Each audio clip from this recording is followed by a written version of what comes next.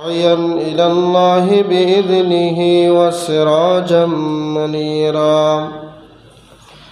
أما بعد فقد قال الله تبارك وتعالى في الكلام المجيد والفرقان الحميد: أعوذ بالله من الشيطان الرجيم. بسم الله الرحمن الرحيم. واذكر في الكتاب مريم إذ انتبذت من أهلها مكانا شرقيا فاتخذت من دونهم حجابا فأرسلنا إليها روحنا فتمثل لها بشرا سويا. سورة مريم. عن عبد الله بن عمرو رضي الله عنه قال: قال رسول الله صلى الله عليه وسلم: ينزل عيسى بن مريم إلى الأرض فيتزوج ويولد له ويمكث 45 سنة ثم يموت فيدفن معي في قبري فأقوم أنا وعيسى بن مريم في قبر واحد بين أبي بكر وعمر أو كما قال عليه الصلاة والسلام. উপস্থিত মসজিদের সম্মানিত মুসল্লিয়ানে কেরাম, দোতলায় অবস্থানরত শ্রদ্ধাস্পতিনী স্নেহাশিস মা ও ভগ্নীগণ, খুতবার প্রারম্ভে আমরা মহান রবের দরবারে কালিমাতুশ শুকর আদায় করি আলহামদুলিল্লাহ। অগণিত অসংখ্য দরুদ ও সালাম নবী মুহাম্মদ রাসূলুল্লাহ সাল্লাল্লাহু আলাইহি ওয়াসাল্লামের প্রতি। আজকে আমাদের খুতবা আলোচনার বিষয়বস্তু হলো সাইয়্যিদুনা ঈসা আলাইহিস সালাতু ওয়াস সালামের জীবনী এবং তা থেকে শিক্ষা। একেবারে আমরা প্রফেট সিরিজের সর্বশেষ দিকে চলে এসেছি। আজকে আমরা 24তম পর্বে আছি। আর একজন মাত্র নবীর জীবনী এবং শিক্ষা বাকি আছেন, তিনি হলেন বিশ্বনবী মুহাম্মদ রাসূলুল্লাহ সাল্লাল্লাহু আলাইহি ওয়াসাল্লাম। আজকে আমরা 24তম পর্বে ঈসা আলাইহিস সালাতু ওয়াস সালামের জীবনী নিয়ে জানবো ইনশাআল্লাহ। যদি সম্ভব হয় সময়ের মধ্যে, তাহলে আমরা শিক্ষাগুলোও আজকে জানব। শুরুতেই ঈসা আলাইহিস সালাতু ওয়াস সালাম জন্মটা নিয়ে একটু কথা বলতে হয়।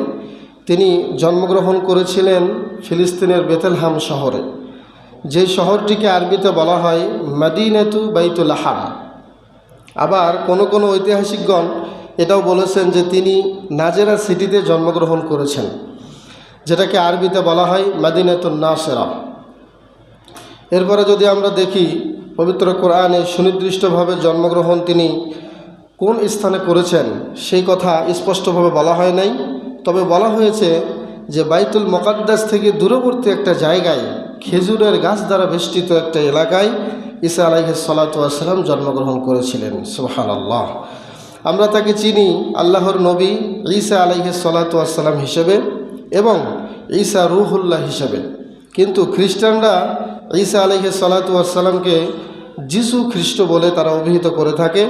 তো তারপর থেকে শুরু করে আমাদের নবী আসা পর্যন্ত এর মাঝখানে প্রায় 500 থেকে 550 বছর কোনো নবী ও রাসূল দুনিয়াতে আবির্ভূত হন নাই। আমরা তাকে পবিত্র কোরআনে দেখতে পাই, তার সম্পর্কে প্রায় 15টি সূরার 98টি আয়াতে, প্রায় 2টি আয়াত কম 100টি আয়াতে আল্লাহ তাআলা তার সম্পর্কে আলোচনা করেছেন। এবং পবিত্র কোরআনে ঈসা আলাইহিস সালাতু ওয়াস সালামের অনেকগুলো নাম পাওয়া যায়। তন্মধ্যে একটি নাম হলো আল মাসিহ, দ্বিতীয় আরেকটি নাম হলো ঈসা ইবনে মারিয়াম, এভাবে আল্লাহ খেতাব করেছেন। তৃতীয় একটি নাম পাওয়া যায় রূহ, চতুর্থ একটি নাম পাওয়া যায় কালিমাতুহ। অর্থাৎ মাসিহ, ঈসা ইবনে মারিয়াম, রূহ এবং কালিমাতুহ, এই 4টি নামে আল্লাহ রাব্বুল আলামিন ঈসা আলাইহিস সালাতু ওয়াস সালামের ব্যাপারে প্রায় 98টি আয়াতে তিনি আলোকপাত করেছেন বলে সুবহানাল্লাহ। তো মাসিহ বলার কারণ হলো তিনি কোনো কিছুতে স্পর্শ করলেই সেটাকে একদম পরিপূর্ণ সুস্থতায় ফিরে দিতেন আল্লাহ সুবহানাল্লাহ। এই জন্য তার একটা নাম হচ্ছে মাসিহ। আর বাকি 3টি নামের কারণ আমরা সামনে পাবো ইনশাআল্লাহ। তো তিনি পৃথিবীতে এমন একজন ব্যক্তি হিসেবে প্রেরিত হয়েছিলেন, তিনি পিতা ছাড়াই জন্মগ্রহণ করেছেন, যার কোনো বাবা ছিল না। এবং তিনি বনি ইসরায়েলের সর্বশেষ নবী ও রসুল, অর্থাৎ তার আগে যত নবী এবং রসুল এসেছিলেন, অনেক নবী রসুলই আমরা শুনেছি তারা প্রায় বনি ইসরায়েলের নিকটে প্রেরিত হয়েছিলেন। তো এই ঈসা আলাইহিস সালাতু ওয়াস সালামই ছিলেন বনি ইসরায়েলের নিকটে সর্বশেষ নবী এবং রসুল। এনার পরে আর কোনো নবী রসুল আল্লাহ তাআলা বনি ইসরায়েলের নিকটে তিনি পেশ করেন নাই। এবং তাকে আল্লাহ তাআলা একটা কিতাব দান করেছিলেন। আমরা সবাই জানি পবিত্র সহিফার যতগুলো সহিফা আছে, যেটা আমরা ইতিহাসের বইয়ে পড়ে পেয়েছি, সেটি হলো 104খানা বড় কিতাব। তন্মধ্যে একটা 104খানার মধ্যে আবার 4টি হলো প্রসিদ্ধ এবং প্রধানতম কিতাব। তার মধ্যে তাওরাত, জাবুর, ইনজিল, কোরআন। তাহলে ইনজিলটা আল্লাহ তাআলা ঈসা আলাইহিস সালাতু ওয়াস সালামকে দান করেছিলেন, বলি সুবহানাল্লাহ। তো ইনজিল কিতাবটাকে খ্রিস্টানরা কিন্তু বাইবেল বলে, যেটা আমরা শুনে থাকি বাইবেল। এই বাইবেলটাকেই তারা আমাদের ওই ঈসা আলাইহিস সালাতু ওয়াস সালামের কিতাবটাকে বাইবেল বলে থাকে। কিন্তু এই ইনজিল কিতাবটা তাদের মন মতো পরিবর্তন করতে করতে একেবারে ইনজিল কিতাবটার 12টা বাজায় ছাড়ছে, বলেন নাউজুবিল্লাহ। তাদের মন মতো করে নিত। তো আমরা জানি যে 5 জন দৃঢ় প্রত্যয়ী নবী এবং রসুল দুনিয়াতে আল্লাহ পাঠিয়েছিলেন।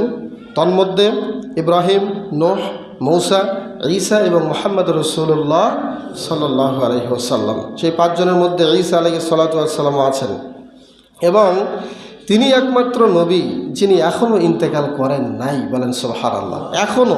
এখনও তিনি বেঁচে আছেন। আল্লাহ তাআলা তাকে এখনও জীবিত রেখেছেন এবং তিনি এখনও যে বেঁচে আছেন, আল্লাহ তাআলা নিজ ক্ষমতায় তাকে আরশে আসমানে উঠিয়ে নিয়েছেন এবং শেষ জামানায় কিয়ামতের আগ মুহূর্তে আবার ঈসা আলাইহিস সালাতু ওয়াস সালাম দুনিয়াতে আবির্ভূত হবেন এবং ইমাম মাহদীর নেতৃত্বে তিনি সাম্য, শান্তি, ভালোবাসা, ইসলাম প্রতিষ্ঠা করবেন এবং স্বাভাবিকভাবেই উনি এই জমিনেই, এই পৃথিবীতে আবার মৃত্যুবরণ করবেন, বলেন সুবহানাল্লাহ। আমার ভাইয়েরা, ঈসা আলাইহিস সালাতু ওয়াস সালামের মায়ের নাম ছিল মারিয়াম। আমরা সবাই জানি মারিয়াম আলাইহিস সালাতু ওয়াস সালাম তিনি এমন একজন মহিলা ছিলেন যার অবদান মসজিদে আকসার মধ্যে অবিস্মরণীয় ঘটনা আমরা আগের পর্বে জেনেছি। জাকারিয়া আলাইহিস সালাতু ওয়াস সালামের পর্বে আমরা মারিয়াম আলাইহিস সালাতু ওয়াস সালাম সম্পর্কে বিস্তারিত জেনেছি। আল্লাহ তাআলা মারিয়াম আলাইহিস সালাতু ওয়াস সালামকে গোটা বিশ্বের নারীদের মধ্য হতে স্পেশালি চুজ করেছেন, বলেন সুবহানাল্লাহ। শুধু তাই নয়, পবিত্র কোরআনুল কারিমে ঈসা আলাইহিস সালাতু ওয়াস সালামের মায়ের নামে সূরাতু মারিয়াম নামে আল্লাহ তাআলা একটা সূরা নাজিল করেছেন। গোটা সূরাতে মারিয়াম আলাইহিস সালাতু ওয়াস সালাম সম্পর্কে আলোকপাত করেছেন, যে সূরাটির নামই হলো সূরা মারিয়াম। কোরআনে আল্লাহ তাআলা তাকে একটা উপাধি দিয়েছেন। মারিয়াম আলাইহিস সালাতু ওয়াস সালামের একটা উপাধি হলো তিনি সিদ্দিকা। আল্লাহ সিদ্দিকা বলে তাকে উপাধি দিয়েছেন, একজন সত্যবাদী নারী হিসেবে তাকে ভূষিত করেছেন। এবং তিনি কুমারী হয়েও, চিরকুমারী হয়েও, বিবাহ ছাড়াই আল্লাহ তাআলা তার গর্ভে সন্তান দিয়েছেন এবং তাকে তার সন্তান ঈসা আলাইহিস সালাতু ওয়াস সালামকেও এবং তাকেও, তিনিও যখন জন্মগ্রহণ করেছিলেন, কোনো প্রকার দুষ্ট জিনের খোঁচা থেকে আল্লাহ ছেলেকে এবং মাকে উভয়কেই শয়তানের খোঁচা থেকে আল্লাহ পরিত্রাণ দিয়েছিলেন, বলেন সুবহানাল্লাহ। দুনিয়াতে প্রত্যেকটা সন্তান জন্মগ্রহণের সময় শয়তান একটা খোঁচা দেয়, কিন্তু ঈসা আলাইহিস সালাতু ওয়াস সালাম এবং তার মা মারিয়াম আলাইহিস সালাতু ওয়াস সালামকে শয়তান স্পর্শ করতে পারে নাই। সুবহানাল্লাহ বললেন না? কেমন আল্লাহ তাবারাকা ওয়া তাআলার পক্ষ থেকে কেমন মনোনীত এবং চুজ করা ব্যক্তি তারা ছিলেন। তো সম্মানিত উপস্থিতি, ঈসা আলাইহিস সালাতু ওয়াস সালাম এই যে শয়তান খোঁচা মারতে পারেন নাই, এর কারণ হলো ঈসা আলাইহিস সালাতু ওয়াস সালামের নানি যে ছিল হান্না, অর্থাৎ ইমরানের স্ত্রী হান্না বিনতে ফাকুস, তিনি স্পেশালি একটা আল্লাহর কাছে দোয়া করে এটা চেয়ে নিয়েছিলেন যে আমার সন্তান এবং আমার নাতিপুতি যারা হবে তাদেরকে যেন শয়তান স্পর্শ করতে না পারে। সুবহানাল্লাহ। এটা আল্লাহ কবুল করে নিয়েছিলেন, কারণ শয়তান প্রতিটি সন্তানকে খোঁচা দেয় জন্মের আগে। এই 2 জন ব্যতীত সবাইকে তারা খোঁচা দিয়েছে। সম্মানিত সুধী, ঈসা আলাইহিস সালাতু ওয়াস সালামের যে জন্মটা, এটা ছিল একটা পুরো মিরাকেল, একটা আশ্চর্য ধরনের একটা জন্ম। কারণ এটা জ্বলন্ত একটা মুজিজাও বলা যায়। সবাই পিতামাতার মাধ্যমে দুনিয়াতে আসে, আর ঈসা আলাইহিস সালাতু ওয়াস সালাম পিতা ছাড়াই শুধু মায়ের মাধ্যমে দুনিয়াতে এসেছেন। এটা কি আশ্চর্য নয়? আশ্চর্যের একটা বিষয়। কিভাবে তিনি জন্ম নিলেন এবং জন্মের ঘটনাটা কেমন ছিল বিস্তারিত আল্লাহ তাআলা সূরা মারিয়ামে উল্লেখ করেছেন। 16 নম্বর আয়াত থেকে সূরা মারিয়ামের 36 নম্বর আয়াত পর্যন্ত আল্লাহ তাআলা তার জন্মের একটা সংক্ষিপ্ত ইতিহাস টেনে ধরেছেন। বলেন সুবহানাল্লাহ। আসুন আমরা সংক্ষেপে একটু সেখান থেকে জেনে নিয়ে আমরা আলোচনার অন্য পাঠে চলে যাব ইনশাআল্লাহ। সেখানে আল্লাহ তাআলা বলেছেন, আমাদের নবীকে লক্ষ্য করে বলেছেন, ওয়াযকুর ফিল কিতাবি মারিয়াম। হে নবী, আপনি কিতাবের মধ্যে বর্ণিত মারিয়াম আলাইহাস সালাতু ওয়াস সালামের ঘটনা উল্লেখ করুন। আমি আল্লাহ কিতাবে মারিয়ামের ঘটনা উল্লেখ করেছি। ইজিন তাবাদাত মিন আহলিহা, যখন মারিয়াম আলাইহাস সালাতু ওয়াস সালাম দূরবর্তী একটা জায়গায় চলে গেল। মাকানান শারকিয়া মানে তিনি যে জায়গায় বসবাস করতেন তার আহাল থেকে বিদায় নিয়ে তিনি পূর্ব দিকে একটা দূরবর্তী জায়গায় তিনি স্থান নিলেন। ফাত্তাখাযাত মিন দুনিহিম হিজাবা, এবং কিছু লোক থেকে তিনি আলাদা একটা পর্দা টানিয়ে নিলেন। ফারসালনা ইলাইহা, সেখানে একজন লোক দেখলেন, লোক দেখার কারণে তিনি পর্দা করে নিলেন। এবং আল্লাহ তাআলা বললেন, ফারসালনা ইলাইহা রূহানা, আমি আল্লাহ তাআলা আমার পক্ষ থেকে আমি ফেরেশতা জিবরাইলকে তার কাছে পাঠিয়ে দিলাম। সুবহানাল্লাহ। ওয়া রূহানা বলনে মানে আল মালাইকা জিবরাইল আলাইহিস সালাতু ওয়াস সালাম, ফাতামাসসালা লাহা বাশারান সাবিয়্যা। আল্লাহ তাআলা বললেন, এই জিবরাইল আলাইহিস সালাতু ওয়াস সালাম তার জন্য একজন অবয়ব, একদম মানুষের রূপ ধারণ করে জিবরাইল ফেরেশতা তার সামনে উপস্থিত হলো। এরপরে আল্লাহ তাআলা বললেন, ক্বালাত ইন্নী আউযু বিররহমানি মিনকা ইন কুনতা তাকিয়্যা। মারিয়াম আলাইহিস সালাতু ওয়াস সালাম বললেন, কে তুমি? তোমাকে তো আমি চিনি না। এই নির্জন এলাকায় তুমি আমার এখানে কি করো? আমার কাছে তুমি কেন আসছো? আমি তোমার থেকে আশ্রয় চাই রহমান মাওলার নিকটে। তোমার ব্যাপারে আমি আল্লাহর কাছে আশ্রয় চাই। ইন কুনতা তাকিয়্যা, যদি তুমি আল্লাহকে ভয় করো, তোমার অন্তরে আল্লাহর ভয় থাকা দরকার। খবরদার খবরদার, আপনি আমার নিকটবর্তীও হইয়েন না, আমার কাছেও আসিয়েন না। মারিয়াম আলাইহিস সালাতু ওয়াস সালাম এই কথা বলবার পরে জিবরাইল আলাইহিস সালাতু ওয়াস সালাম আবার বলছেন, ক্বালা ইন্নামা আনা রাসূলু রাব্বিক। মারিয়াম, ভয়ের কারণ নাই, আমি তোমার রব যে আল্লাহ আছে তার পক্ষ থেকে একজন প্রেরিত রাসূল। বলেন সুবহানাল্লাহ। আমি কেন আসছি শোনো রে মরিয়ম, লিআহাবা লাকি গুলামান যাকিয়্যা, আমি তোমাকে একজন পবিত্র সন্তান দান করব। বলেন সুবহানাল্লাহ। এবার মারিয়াম বলল, আন্না ইয়াকুনু লি গুলাম, কেমন করে আমার সন্তান হবে? আমার সন্তান দুনিয়াতে কেমনে আসবে?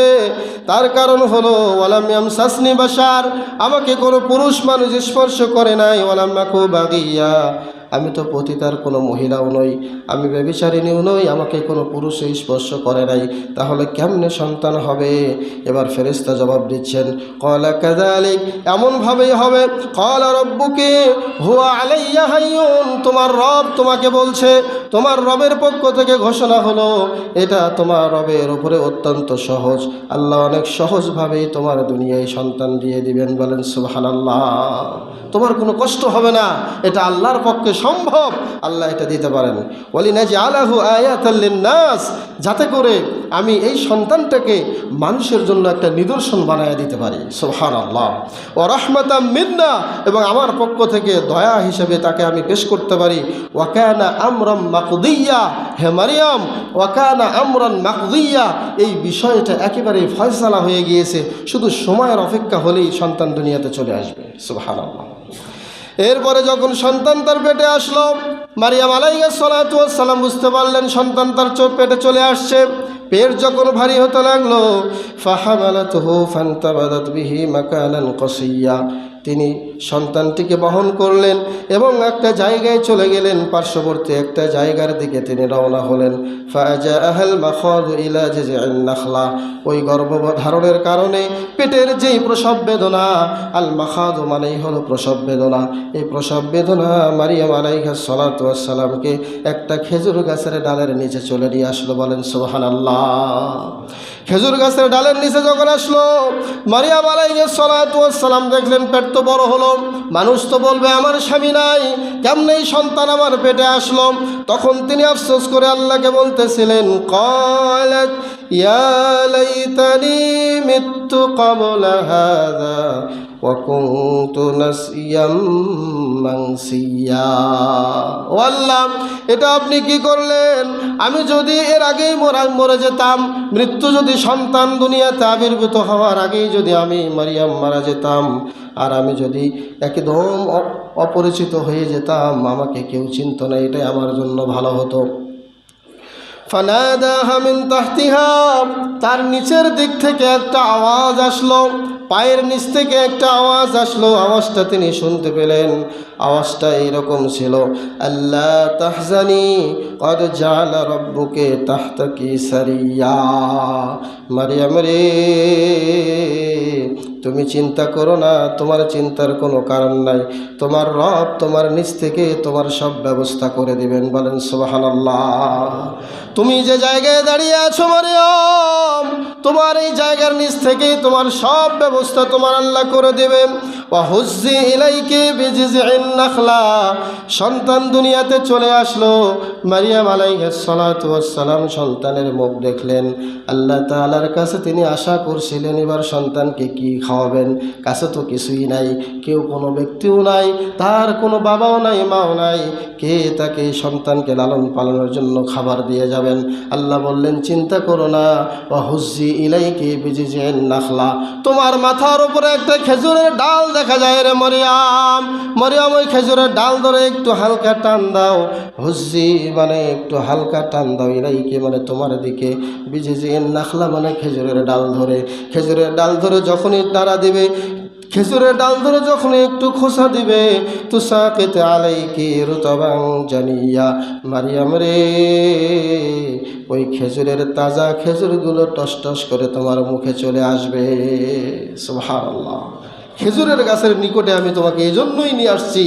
ফাকুলি ওয়াশরাবি ওয়া কররি আইনা, তুমি নিজে খাও, পান করো এবং তোমার চোখটাকে শান্তিময় করো, চোখের মধ্যে কোনো চিন্তার ভাঁজ আনবে না। ফাইম্মা তারা ইন্না মিনাল বাশারি আহাদা, যখনই তুমি মানুষকে দেখতে পাবে, কোনো মানুষকে যদি তুমি দেখো, কেউ যদি তোমার সাথে কথা বলতে চায় আর যদি বলে সন্তান কোত্থেকে পাইলে, খবরদার খবরদার, ফাকুলি, তুমি মানুষের সাথে কথা বলবে না, শুধু এইটুকু বলবে, ইন্নী নাযারতু লির-রহমানি সাওমা, আমি আল্লাহর জন্য রোজা রেখেছি, ফালা নুকাল্লিমাল ইয়াওমা ইনসিয়্যা, আমি আজকে কোনো মানুষের সাথে কথাই বলবো না।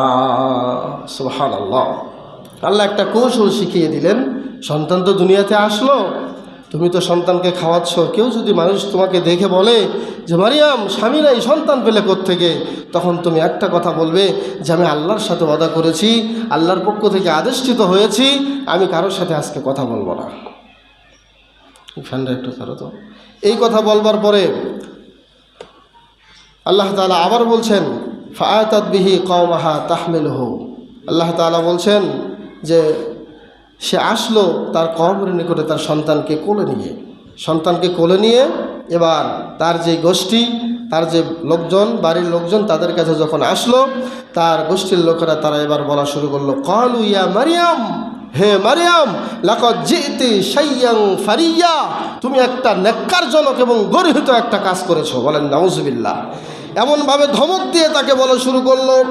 ক্বালা ইয়া উখতা হারুন, তারা আরও বলল, হে হারুনের বোন, মা কানা আবুকি ইমরাআ সাও, তোমার বাবা তো খারাপ মানুষ ছিল না, তোমার বাবা ছিল ভালো মানুষ। মা কানা তুম্মুকি বাগিয়া, তোমার মাও বেবিচারিণী ছিল না, তাহলে এই সন্তান বিনা বাবে বিনা স্বামীতে তুমি কোত্থেকে পেলে? ফাশারাত ইলাইহি, মারিয়াম আলাইহিস সালাতু ওয়াস সালাম এবার কোনো কথা বললেন না, শুধু ইশারা করলেন সন্তানের দিকে, আমার সন্তানকে বলো সে কোত্থেকে আসছে। বলেন সুবহানাল্লাহ। কওমের লোকেরা বলল, ক্বালু কাইফা নুকাল্লিমু মান কানা ফিল মাহদি, হে মারিয়াম ফিল মাহদি সাবিয়া, হে মারিয়াম তোমার সন্তান আজ এখন তো দোলনায়, তার সাথে আমরা কেমনি কথা বলবো? তুমি আমাদের সাথে ঠাট্টা করছো নাকি? মারিয়াম আলাইহিস সালাতু ওয়াস সালাম বারবার বলছে আমি কোত্থেকে নিয়ে আসছি, কেন সে শেষে তার জবাব আমি দেব না, আমি কারোর সাথে কথা বলবো না, আমি সিয়াম পালন করতেছি, যা জবাব দেওয়ার এই সন্তানটাই জবাব দিয়ে দিবে। বলেন সুবহানাল্লাহ। এবার সন্তানটার মুখ ফুসকে আওয়াজ বের হয়ে গেল, ক্বালা ইন্নী আব্দুল্লাহ, হে আমার কওমের লোকেরা, আমার জাতিগোষ্ঠী তোমরা শুনে রেখো, আমি হলাম আল্লাহর বান্দা। বলেন সুবহানাল্লাহ। আমি আল্লাহর বান্দা। আতানিয়াল কিতাব ওয়া জাআলানি নাবিয়্যা, আল্লাহ আমাকে কিতাবও দিয়েছেন, আমাকে নবীও বানায়া দিয়েছেন। বলেন সুবহানাল্লাহ। এই একজন নবী দোলনা অবস্থায় কথা বলেছেন, দোলনা অবস্থায় তাকে নবুয়ত দিয়েছেন আল্লাহ, দোলনাতে থাকা অবস্থায় তাকে কিতাবও দিয়েছেন।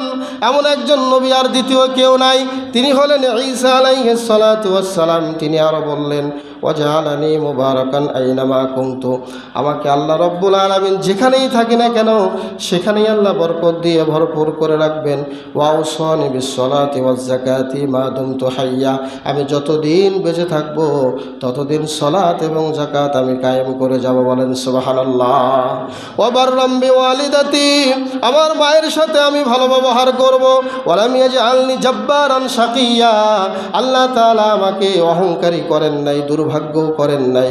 অতএব একে একে অনেকগুলো কথা ঈসা আলাইহিস সালাতু ওয়াস সালাম দোলনাতেই বলে ফেললেন। আসসালামু আলাইয়া ইয়াউমা বুলিদতু, যেদিন আমি জন্ম নিয়েছি ওই দিনেও শান্তি বর্ষিত হোক। ওয়া ইয়াউমা আমুতু, যেদিন মরব ওই দিনেও শান্তি বর্ষিত হবে। ওয়া ইয়াউমা উবআসু হাইয়া, যেদিন আল্লাহ আমাকে আবার জীবিত করবেন ওই দিনও আমার উপরে বরকত নাজিল হোক। বলেন সুবহানাল্লাহ। আল্লাহ তাআলা এরপরে বললেন যালিকা ঈসা ইবনে মারইয়াম, এই হলো ঈসা ইবনে মারইয়াম, ক্বালাল হাক্কাল্লাযী ফীহি ইয়ামতারুন, সঠিক কথাই সে বলেছে যে বিষয়ে তারা সন্দেহ পোষণ করত। তারা যে বিষয়ে সন্দেহ পোষণ করত সেই বিষয়ে ঈসা আলাইহিস সালাতু ওয়াস সালাম সঠিক কথাগুলো বলে ফেললো। তারা হঠাৎ করে বলে ফেললো যে সে হচ্ছে আল্লাহর সন্তান। বলেন নাউজুবিল্লাহ। আল্লাহ পরক্ষণে জানালেন মা কানা লিল্লাহি, আল্লাহর জন্য শোভনীয় নয় আইয়াত্তাখিযা মিন ওয়ালাদিন সুবহানা, তিনি কোনো সন্তান গ্রহণ করবেন, তিনি পূত পবিত্র। ইযা কাযা আমরান, যখন তিনি কোনো কাজ করতে ইচ্ছা করেন, ফাইন্নামা ইয়াকুলু লাহু কুন ফায়াকুন, সেটা শুধু বলে যে তিনি, যদি তিনি বলেন যে হয়ে যাও, সাথে সাথে সেটা হয়ে যায়। সুবহানাল্লাহ। সম্মানিত উপস্থিতি, এরপরে ঈসা আলাইহিস সালাতু ওয়াস সালামের দুনিয়াতে জন্ম হলো, তিনি দুনিয়ায় আসলেন এবং কোরআন থেকে আমরা জানলাম তিনি মায়ের কোল থেকেই নবী। সাধারণত অন্য নবীরা যখন যৌবনে পা রেখেছিলেন, কিন্তু নবুয়ত বা রিসালাত পেয়েছিলেন যৌবন বয়সে, সেই দিক থেকে ঈসা আলাইহিস সালাতু ওয়াস সালাম অন্যরকম একজন নবী। কি বলেন, ঠিক কিনা? এরপরে সুতরাং তার উপরে আল্লাহ তাআলা যে ইনজিল কিতাব নাজিল করেছিলেন, এই কিতাব অনুযায়ী তিনি মানুষকে দাওয়াত দিচ্ছিলেন। এবং তিনি কি দাওয়াত দিলেন, তার কালেমার দাওয়াত কী ছিল এবং আখিরাতের দাওয়াত কী ছিল, রেসালাতের দাওয়াতও তিনি দিয়েছেন। এক পর্যায়ে তিনি সূরা মারিয়ামে যেটা পরের আয়াতে আসছে, আল্লাহ তাআলা বলেছেন ইন্নাল্লাহা রব্বি ওয়া রব্বুকুম ফা'বুদুহু, তিনি কওমের লোকজনকে বলছিলেন নিশ্চয়ই আল্লাহ তাআলা তিনি আমার রব এবং তোমাদের রব, ফা'বুদুহু, তোমরা তার ইবাদত করো, হাযা সিরাতুম মুস্তাকিম, এটাই সোজা পথ। দেখেন, এখানে কি তিনি বললেন যে আমি আল্লাহর সন্তান বা আল্লাহর বেটা? তিনি ডাইরেক্ট বললেন যে আমার রব এবং তোমাদের রব একমাত্র আল্লাহ, তার ইবাদত করো, এটাই সহজ পথ। এবং সূরা আলে ইমরানে তিনি কওমকে কি বলেছিলেন সেটাও স্পষ্ট এসেছে। তিনি বলেছিলেন ওয়াজিতুকুম বিআয়াতিম মির রাব্বিকুম ফাত্তাকুল্লাহা ওয়া আতিউন, আমি তোমাদের নিকটে তোমাদের রবের পক্ষ থেকে নিদর্শন নিয়ে আসছি, তোমরা আল্লাহকে ভয় করো এবং তাকে অনুসরণ করো। অন্য আয়াতে আমরা আরও দেখতে পাই তিনি আমাদের নবী যে একজন আসবেন, শেষ নবী মুহাম্মদ রাসূলুল্লাহ সাল্লাল্লাহু আলাইহি ওয়াসাল্লাম, তার ব্যাপারে তিনি ঘোষণা দিতেন। সূরা সফের 6 নম্বর আয়াতে আল্লাহ তাআলা বলেছেন ওয়াইদ ক্বালা ঈসা ইবনে মারইয়াম, যখন ঈসা বিন মারইয়াম বললেন ইয়া বানি ইসরাইল, হে বানি ইসরাইল, ইন্নী রাসূলুল্লাহি ইলাইকুম, আমি তোমাদের নিকটে একজন প্রেরিত রসুল, মুসাদ্দিকাল লিমা বাইনা ইয়াদাইয়াত তাওরাহ, আমি ওটা সত্যতা প্রমাণ করার জন্য আসছি, আমার আগে যে তাওরাত এসেছিল সেই তাওরাত সত্য, ও মুবাশশিরাম বিরাসূল, এবং একজন রসুলের সুসংবাদ দেওয়ার জন্য আসছি, ইয়াতি মিন বাদি, যেই রসুল আমার পরে আসবে ইসমুহু আহমদ, যার নাম হবে আহমদ মুহাম্মদুর রাসূলুল্লাহ সাল্লাল্লাহু আলাইহি ওয়াসাল্লাম। ফালাম্মা জাআহুম বিল বায়্যিনাত, যখন তিনি অনেক কিছু দলিল এবং নিদর্শন নিয়ে তাদের কাছে আবির্ভূত হলেন, ক্বালু হাযা সিহরুম মুবিন, তারা সকলেই বলল তুমি একজন প্রকাশ্য জাদুকর। অর্থাৎ প্রত্যেক নবীকেই তার কওমের লোকেরা একটা ডিগ্রি দিত, একটা লকব দিত, মিথ্যা উপাধি দিত, সেটা কি বলেন তো? জাদুকর, তুমি জাদু জানো। এই লকবটা মানে এই খেতাবটা এমন কোনো নবী রাসূল নেই যাদেরকে দেওয়া হয় নাই। একটা কথাই, তুমি জাদুকর। তো তেমনি তাকেও বলতো তার কওম যে তুমি জাদুকর। ঈসা আলাইহিস সালাতু ওয়াস সালামকে আল্লাহ তাআলা অনেকগুলো মুজিজা দিয়েছিলেন। তার মধ্যে উল্লেখযোগ্য 6টি মুজিজা আমরা কোরআনে পাই, যেটা সূরা আলে ইমরানের 49 নম্বর আয়াত। সূরা আলে ইমরানের 49 নম্বর আয়াতে আমরা যদি দেখি তাহলে দেখি যে একটা মুজিজা ছিল, তিনি মানে মাটির পাখিতে, অর্থাৎ হাতে মাটি নিতেন, মাটি নিয়ে একটা পাখি বানাতেন, এই পাখিতে ফু দিতেন, এই মাটি থেকেই পাখি হয়ে সেটা আকাশে উড়াল দিত। সুবহানাল্লাহ, স্পষ্ট। ইন্নী আখলুকু লাকুম মিনাত তিনি কাহাইয়াতিত তাইর। এরপরে ফাআনফুকু ফীহি ফায়াকুনু তায়রাম বিইজনিল্লাহ। তিনি বলতেন যে আমি তোমাদের জন্য তোমাদের মাটি থেকে পাখি তৈরি করতে পারি। ফাআনফুকু ফী, এরপরে পাখিতে ফু দেই, ফায়াকুনু তায়রাম বিইজনিল্লাহ, এই পাখিটা আল্লাহর আদেশে সেটা পাখি হয়ে যায়। সুবহানাল্লাহ। দ্বিতীয় আরেকটি মুজিজা ছিল, জন্মান্ধ প্রতিবন্ধী যারা, দৃষ্টি প্রতিবন্ধী যারা, তাদের চোখে হাত বোলালেই তারা দৃষ্টি ফিরে পেত। সুবহানাল্লাহ, আল্লাহ দিয়েছিলেন। এরপরে আরেকটি মুজিজা ছিল, ধবল বা কুষ্ঠরোগী যারা ছিল, তাদের যদি কেউ তার সামনে আসতো, তিনি স্পর্শ করলেই তারা সুন্দর চামড়া শরীরে ফিরে পেত। আল্লাহু আকবার। আরেকটি মুজিজা ছিল, যেটি আল্লাহর আদেশে তিনি একটা মরা প্রাণীকে জীবিত করতে পারতেন।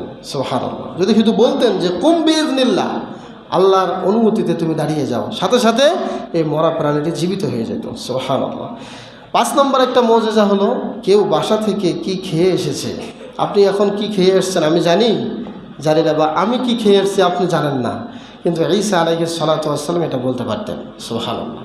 এবং বাসাতে কে কোথায় কোন জায়গায় কি জমা করে রেখে এসেছে, এটাও ঈসা আলাইহিস সালাতু ওয়াস সালাম বলতে পারতেন। সুবহানাল্লাহ। অবশ্যই এসব মুজিজা দেখে যারা ভালো, যাদের কপাল ভালো তারা ঈমান আনত, এবং যাদের কপাল পোড়া তারা ঈমান আনত না, তারা বেদিনী থাকতে বলেন নাউজুবিল্লাহ। মোট কথা, ওনার সময়ে চিকিৎসা বিজ্ঞানের উপরে ভালো একটা উৎকর্ষতা দেখা দিয়েছিল, এবং চিকিৎসা বিজ্ঞানটাকে অনেকভাবে তারা মূল্যায়ন করত। এই জন্য আল্লাহ তাআলা ঈসা আলাইহিস সালাতু ওয়াস সালামকে এমন কিছু চিকিৎসা জ্ঞানী দান করলেন যাতে সবাই তার দিকে ঝুঁকে পড়ে। মানুষকে জন্মান্ধ থেকে দৃষ্টি ফিরে দেওয়া, মানুষের গায়ের রং পরিবর্তন করা, মানুষের কুষ্ঠরোগ হলে সেটাকে সাধারণভাবে সেটাকে ভালো করে দেওয়া, এই জন্য আল্লাহ তাআলা এগুলো দিয়েছিলেন যাতে মানুষ তার দিকে ঝুঁকে পড়ে, এবং যাতে সবাই বোঝে যে সত্যিকারেই তিনি একজন আল্লাহর পক্ষ থেকে নবী ও রাসূল। ঈসা আলাইহিস সালাতু ওয়াস সালাম যখন ইনজিল কিতাবের দাওয়াত দিচ্ছিলেন এবং এসব মুজিজার কথা মানুষকে বলছিলেন, আমরা সকলেই জানি যে সকল নবীরাই যখনই আল্লাহর পক্ষ থেকে দাওয়াতি কাজ করতে এসেছেন, তখনই তাদের বিরোধিতাও করা হয়েছে। এমন কোনো নবী রাসূল নাই তাদের বিরোধিতা করা হয় নাই, ষড়যন্ত্র করা হতো তার জন্য। এবং ঈসা আলাইহিস সালাতু ওয়াস সালামের ক্ষেত্রেও এরকম ষড়যন্ত্র থেকে তিনি মুক্তি পান নাই। সম্মানিত উপস্থিতি, তার দাওয়াতে স্বল্প আয়ের মানুষেরা যারা কাপড় ধুইত, কাপড় কাচত, এবং সমাজের নিচু শ্রেণীর লোকেরা তাকে যখন ফলো করা শুরু করলো এবং ঈমান আনলো ঈসা আলাইহিস সালাতু ওয়াস সালামের সাথে, ওই সময় যারা ছিল তাদেরকে বলা হয় হাওয়ারি, আর আমাদের নবীর সাথে পরবর্তীতে যারা ছিল তাদেরকে বলা হয় সাহাবী। তার সঙ্গীদেরকে বলা হতো হাওয়ারি, আমাদের নবীর সাহাবীদেরকে বলা হতো সাহাবী। তার দল যখন ভারী হতে লাগলো, সত্যের বাণী যখন ঈসা আলাইহিস সালাতু ওয়াস সালাম প্রচার করতে লাগলেন, তখন তার বিরোধিতাও সমাজে বাড়তেই থাকলো। মানে তার বিরোধিতার লোক বাড়তেই থাকলো। কোনোভাবেই তারা ঈসা আলাইহিস সালাতু ওয়াস সালামকে দমাতে পারছে না, কোনো ষড়যন্ত্রই তাদের কাজে আসছে না। এক পর্যায়ে ঠিক তখনই ঈসা আলাইহিস সালাতু ওয়াস সালামের বিরুদ্ধে তারা একটা মিথ্যা কথা ছড়ানো শুরু করলো, যেটা শুনলে আপনাদেরও বিশ্বাস হবে না তো হবেই না, এটা শয়তানও বিশ্বাস করবে না। সেটা কি আমি বলতেছি শুনুন। তারা বলল যে মিথ্যা কথাটা শুরু করলো সেটা হলো তার মা ছিল একজন ব্যভিচারিণী, বলেন নাউজুবিল্লাহ। প্রথমে তার মাকে ঘায়েল করার চেষ্টা করলো, এরপরে তারা এই কথা বলার পরে বলল যে সে যেহেতু একজন অবৈধ সন্তান, জারজ সন্তান, নাউজুবিল্লাহ, তার কথা তোমরা কেউ শুনিও না। দেখেন কি একটা সুযোগ তারা বের করলো। এবং এই কথা শুনবার পরেই ঈসা আলাইহিস সালাতু ওয়াস সালাম মনে অত্যন্ত ব্যথা পেলেন, মনে খুব কষ্ট পেলেন। তারপরে তিনি তার মনোবল হারালেন না, তিনি দাওয়াতি কাজ চালিয়ে যেতে লাগলেন। সর্বশেষ তারা ঈসা আলাইহিস সালাতু ওয়াস সালামের ব্যাপারে আরেকটা অভিযোগ নিয়ে আসলো, সেটা হলো ধর্ম অবমাননাকারী। যুগে যুগে যারা ইসলামের কথা বলে, ইতিহাস সাক্ষী, তাদেরকেই ধর্ম অবমাননার মামলা দিয়ে তাদেরকে ফাঁসিতে ঝুলানো হয়েছে। ঈসা আলাইহিস সালাতু ওয়াস সালাম তিনি ধর্মের একজন প্রচারক, আল্লাহর পক্ষ থেকে ধর্ম নিয়ে আসছেন, দায়িত্ব নিয়ে আসছেন রিসালাতের, নবুয়তের। তাকেই বলা হচ্ছে সে নাকি ধর্ম অবমাননা করছে, বলেন নাউজুবিল্লাহ। এগুলো কি সঠিক জ্ঞানে যারা আছে, সঠিক আকলবান মানুষের কথা? মনে করতে হবে শয়তানে তাদের মাথার উপরে ভর করেছে। এক পর্যায়ে ঈসা আলাইহিস সালাতু ওয়াস সালামকেও তারা যখন এই অপবাদ দিল, তিনি দ্বীনের দাওয়াত দিতেই থাকলেন, কোনোভাবেই তিনি পিছপা হচ্ছিলেন না। তারা বলল যে ঈসা ধর্ম অবমাননা করছে, তার কারণ হলো ঈসা আলাইহিস সালাতু ওয়াস সালাম তাওরাতের বিরুদ্ধে কথা বলতেছে। তাদের একটা যুক্তি হলো যে তার আগে যে তাওরাত এসেছিল, মূসা নবীর যে তাওরাত ছিল, সেই তাওরাতের বিরুদ্ধে সে কথা বলছে, সুতরাং তাকে শাস্তি দেওয়া হোক, তার শিরচ্ছেদ করা হোক, তাকে ফাঁসিতে ঝোলানো হোক, অথবা তাকে একেবারে হত্যা করা হোক, কারণ সে ধর্ম অবমাননা করেছে এবং তাওরাতের পরিবর্তে ইনজিলের দাওয়াত সে প্রচার করছে, বলেন নাউজুবিল্লাহ। এই পর্যন্ত আজকে আমাদের ঘটনা থাকবে। বাকি ঘটনা এবং শিক্ষাগুলো আমরা পরবর্তী সপ্তাহে জানবো ইনশাআল্লাহ। তবে আর যদি আপনারা সময় দেন 10টা মিনিট, তাহলে জীবনীটা শেষ করাই মনে হয় আজকে ভালো হয়। আজকে একটু 10টা মিনিট সময় বেশি নেই, আপনারা কি রাজি আছেন? আচ্ছা, ইনশাআল্লাহ। বনী ইসরায়েলের এই কথা তৎকালীন রাজা যেই হিরোর ছিল, এই হিরোরের কান পর্যন্ত পৌঁছে গেল। পৌঁছে যাওয়ার পরে অনেক ষড়যন্ত্র করে তাকে হত্যার সিদ্ধান্ত নিল। এবং তাদের আকীদা হলো, এখনও খ্রিস্টানরা মনে করে যে আমরা ঈসা নবীকে হত্যা করেছি, তাদের আকীদা কিন্তু এইটা। এক পর্যায়ে তারা ঈসা আলাইহিস সালাতু ওয়াস সালাম, পবিত্র কোরআনে আল্লাহ তাআলা বলেছেন যে না, তোমরা যে তাকে হত্যা করবে এটা তো হত্যা করতে পারবেই না, হত্যা করা তো দূরের কথা, বরং ঈসা নবীকে স্পর্শ পর্যন্ত তোমরা করতে পারবে না, এই দায়িত্ব আমি আল্লাহ, সুবহানাল্লাহ, আমি তাকে উপরে উঠিয়ে নেব। তাকে হত্যার ব্যাপারে 2টা ঘটনা পাওয়া যায়, ছোট্ট করে 2টা ঘটনা এসেছে। প্রথম যে ঘটনাটি পাওয়া যায় সেটা হলো, তাকে একটি বর্ণনা পাওয়া যায়, ঈসা আলাইহিস সালাতু ওয়াস সালাম তার 4000 অনুসারী হাওয়ারিকে সাথে নিয়ে বনী ইসরাইলকে তিনি দাওয়াত দিচ্ছিলেন। এই 4000 হাওয়ারিকে বনী ইসরাইলটা ঘিরে ফেলল। যখন ঘিরে ফেলল, নবী ঈসা আলাইহিস সালাতু ওয়াস সালাম বলেছেন যে কে আসো যে আজকে আমাকে এদের থেকে জীবন দেবে, কারণ এরা তো পাইলে আজকে আমাকে মেরে ফেলবে, এটা সত্য। আজকে কে আসো আমার পক্ষে জীবন দেবে? তখন একজন দাঁড়ায় গেলেন, এই 4000 হাওয়ারির মধ্য থেকে যিনি দাঁড়িয়ে গেলেন, ঈসা আলাইহিস সালাম তাকে তার মাথার পাগড়িটা পরাইয়া দিলেন। দেখেন, ভালো করে বুঝবেন হত্যার ঘটনাটা, তাকে কিন্তু হত্যা যে করতে পারে না এটা স্পষ্ট। তখন তাকে পাগড়িটা পরাইয়া দিলেন, পরাইয়া দেওয়ার পরে তার শরীরের জামাটাও খুলে তাকে পরিয়ে দিলেন। বললেন এবার তুমি বের হও, আমাদের এই 4000 সেনাবাহিনী থেকে তুমি বের হয়ে যাও। তখন সে যখন সামনে আগানোর সাথে সাথেই তার চেহারা আল্লাহ তাআলা হুবহু ঈসা আলাইহিস সালাতু ওয়াস সালামের মতো বানিয়ে দিলেন, সুবহানাল্লাহ। যখন বানিয়ে দিলেন তখন তারা মনে করলো এই তো ঈসা, এটা মনে করে মুহূর্তের মধ্যেই তারা তাকে হত্যা করলো। এবং এদিক দিয়ে এই 4000 সৈন্যের মধ্য থেকে আল্লাহ তাআলা ঈসা আলাইহিস সালাতু ওয়াস সালামকে আকাশে উঠিয়ে নিলেন, সুবহানাল্লাহ। বার রাফাহুল্লাহু ইলাইহি বলে আল্লাহ তাআলা ঘোষণা করেছেন কোরআনে। ইহুদিদের মত হলো তারা ঈসাকে হত্যা করছে, এটা ইহুদিদের মত। আরেকটি মত হলো পাওয়া যায় যে যখন ঈসা আলাইহিস সালামকে হত্যার উদ্দেশ্যে তারা ধাওয়া করতেছিল, তখন ঈসা আলাইহিস সালাতু ওয়াস সালাম একটি আবদ্ধ ঘরে ঢুকলেন, যে ঘরের চতুর্দিকে বাধা। তিনি প্রাচীর টোপ গিয়ে ওই ঘরে ঢুকলেন, চতুর্দিকে তারা ঘিরে রাখলো, কিন্তু ঈসা আলাইহিস সালাতু ওয়াস সালাম অনেকক্ষণ যাবৎ বের হচ্ছিলেন না, তিনি ঘরেই দাঁড়িয়েছিলেন। ফলে তারাও হত্যা করতে পারছিল না। এরপরে সবাই মিলে তাদের মধ্য থেকে একজন পাপী পাষণ্ড পাপী একজন পাষণ্ডকে বলে পাঠালো যে তুমি যাও তো, একাই ভেতরে গিয়ে দেখো তো ঈসা বের হয় না কেন, সে কি করছে ঘরের ভেতরে। সে যখন গেল ঘরের ভেতরে যখন ঢুকলো, কারণ সবাই তো যেতে চায় না, কারণ তারা জানে যে তারা যে কাজটা করতেছে এটা একটা অন্যায়, এটা জুলুম, না জানি ঘরের ভেতরে গেলে কোন বিপদে আমরা পড়ি। এজন্য ভয়ে কেউ ঢুকছে না।